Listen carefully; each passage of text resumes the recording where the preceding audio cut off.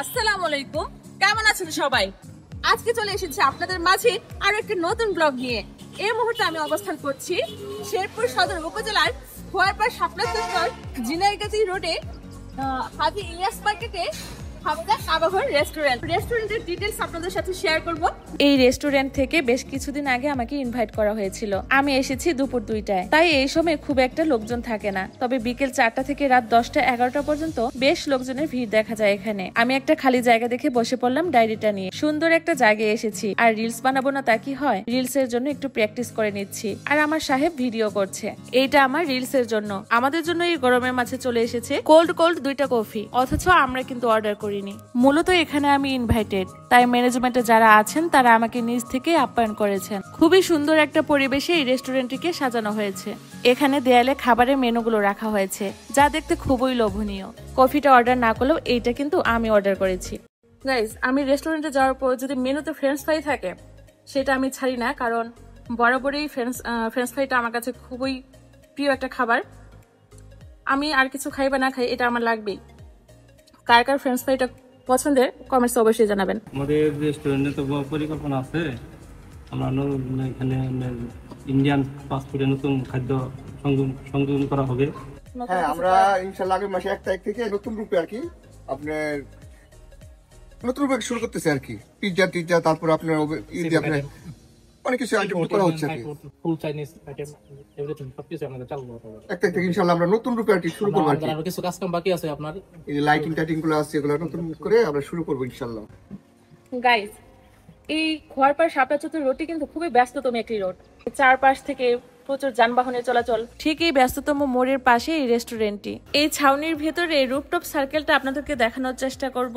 আমি বুঝতে পারছি না আমার ক্যামেরায় এই সম্পূর্ণ রুফটপ সার্কেলটি দেখানো যাচ্ছে কিনা। এই জায়গাটায় টেবিলের উপরে একটি কৃত্রিম গাছ বসানো হয়েছে। আমার কাছে এই রেস্টুরেন্টের ভেতর এই জায়গাটি সব থেকে বেশি আকর্ষণীয় মনে হয়েছে। ব্যস্ততম একটি রাস্তার পাশে এই রেস্টুরেন্টটি থাকায় প্রতিনিয়ত অনেক লোকজন এখানে এসে আড্ডা দেয়।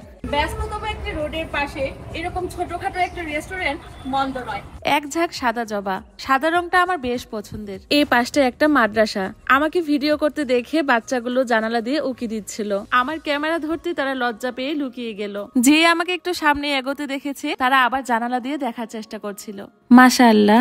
বন্ধুরা, আমি যেহেতু এই প্ল্যাটফর্মে এসেছি, আপনাদের জন্য নিয়মিত আমাকে ভিডিও বানাতেই হচ্ছে। তো আমি একটা টার্গেট নিয়েছি, আমাদের শেরপুর শহরে যতগুলো রেস্টুরেন্ট আছে সবগুলো রেস্টুরেন্টে গিয়ে আমি ব্লগ বানাবো। আমি সর্বপ্রথম গিয়েছিলাম হচ্ছে তাতালপুর বিএম রোডে ক্যাফে শহরতলিতে। দ্বিতীয় রেস্টুরেন্টে গিয়েছিলাম হচ্ছে আমাদের শেরপুর সদর উপজেলা ভাটশালা ইউনিয়নে বাসকুঞ্জ রেস্টুরেন্টে। তো এটা হচ্ছে আমার 3 নম্বর ব্লগ। তো এইভাবেই আমি আমার শেরপুর শহরের যতগুলো রেস্টুরেন্ট আছে সবগুলোকে পরিদর্শন করব, আর আপনাদের সাথে সুন্দর সুন্দর রেস্টুরেন্টগুলোর সবকিছু তুলে ধরার চেষ্টা করব।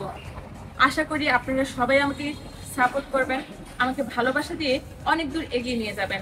আরেকটা ভালো লাগার বিষয় আপনাদের সাথে শেয়ার না করলেই নয়। আপনারা ভিডিওতে দেখতে পাচ্ছেন আমি ফোনে কথা বলছি, রেস্টুরেন্টের মালিকের সাথে আমি কথা বলছি। অ্যাকচুয়ালি উনি আমাকে এখানে ইনভাইট করেছিলেন। উনি আমাকে শুভকামনা জানিয়েছেন এবং তার সাথে ধন্যবাদ জানিয়েছেন তাদের রেস্টুরেন্টটিকে নিয়ে ব্লগ বানানোর জন্য। উনি মাঝে মাঝে আমার ভিডিও দেখেন। সব মিলিয়ে এই রেস্টুরেন্টের পরিবেশ আর এখানে কর্মরত থাকা সকলের আতিথেয়তা আপ্যায়ন একদম বেস্ট। ধন্যবাদ জানাচ্ছি হামিদা কাবাব ঘরের সকলকেই। আগামী মাস থেকে এখানে পাওয়া যাবে চাইনিজ এবং ইন্ডিয়ান ফুড। তো বন্ধুরা, বিদায় পেলা, কিন্তু আমি গেটের কাছে গিয়ে কথা বলতে পারছি না, কারণ সাউন্ড ক্লিয়ার আসবে না। অনেক গাড়ি চলাচল করে, ব্যস্ততম একটি রোড যেহেতু এটা। আর হামিদা কাবাবঘর থেকে শেরপুরবাসীকে জানাই অনেক অনেক শুভেচ্ছা ও অভিনন্দন। আমার এই ব্লগটি কেমন লেগেছে কমেন্টসে অবশ্যই জানাবেন, আর আপনারা একটু সময় নিয়ে চলে আসবেন এই হামিদা কাবাবঘরে।